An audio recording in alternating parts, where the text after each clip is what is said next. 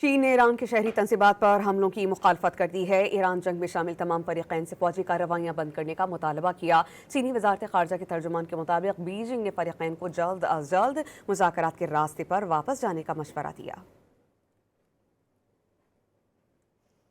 چین نے ایران کے شہری تنصیبات پر حملوں کی مخالفت کر دی۔ ایران جنگ میں شامل تمام فریقین سے فوجی کارروائیاں بند کرنے کا مطالبہ کیا۔ چینی وزارت خارجہ کے ترجمان کے مطابق بیجنگ نے فریقین کو جلد از جلد مذاکرات کے راستے پر واپس جانے کا مشورہ دیا۔